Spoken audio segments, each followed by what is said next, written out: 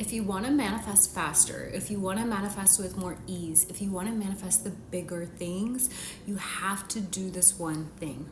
This is so key. And it is, you have to learn to be happy now. You have to stop outsourcing your happiness to other people and circumstances and things outside of you. And you have to stop outsourcing your happiness to another day. You have to stop putting it on hold. And let me explain why. So we are always manifesting based off of the state that we are embodying. You hear me, if you follow me, you hear me talk about self-concept and embodiment all the time. They're very intertwined. It has to do with how you're thinking and feeling. Essentially, how you're being as you move throughout your day. That's your point of attraction. That's your energetic set point. You are magnetizing or repelling based off of that energy you're holding. So when you always have a list this long of reasons why you can't be happy now, or why where you're at isn't good enough, or why where you're at means that you can't get to where you want to be, or you're only going to feel good about yourself when fill in the blank, what you're doing is you're by default embodying a state of lack. You're not feeling good. You're not feeling happy. Your energy is going to start attracting more things that make you feel good and feel not happy. And this is the amazing thing. You have a choice in how you choose to feel. And if you are in a cycle of feeling very disempowered, likely hearing that's very triggering. We have a choice in our beliefs. Like Abraham Hicks says, a belief is simply a thought you continue to think. And you get to choose your thoughts.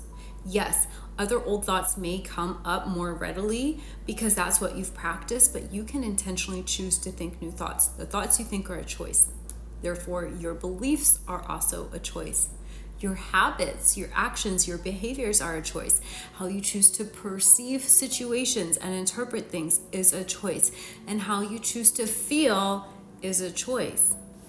All a choice, and it's all working together simultaneously to make up your vibration, your personal frequency that you're emitting.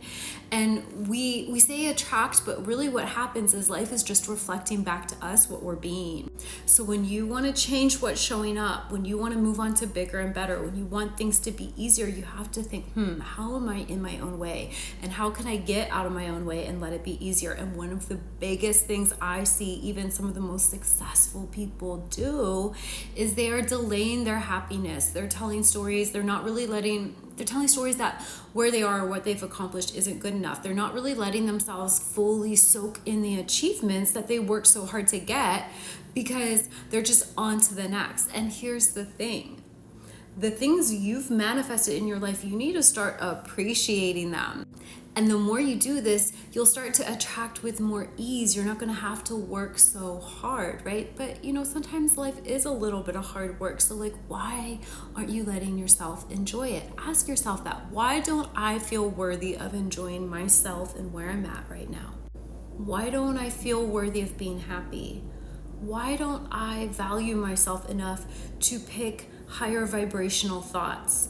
Why don't I value myself enough and how I feel enough to choose to feel better feelings? These are some questions to ask. I teach manifestation through a couple lenses. I teach a lot of nervous system regulation. I teach embodiment, self-concept, and mindset. These are all things that are kind of sometimes synonymous with each other, or at least very intertwined. And so if you need a good place to start, I recommend you go to the link at the top of my page and download my ultimate self-concept guide. I break it down for you. I explain the mirror principle. I explain law of assumption. I explain how your beliefs are formed, how to shift them, how to change your energy, how to identify what self-concept, what paradigm you're living in that's keeping you stuck, like the subconscious beliefs you have about yourself. And I walk you through exactly how to shift it, how to intentionally choose who you want to be and start showing up as that person. Because when you do that, when you shift inside, everything outside of you changes.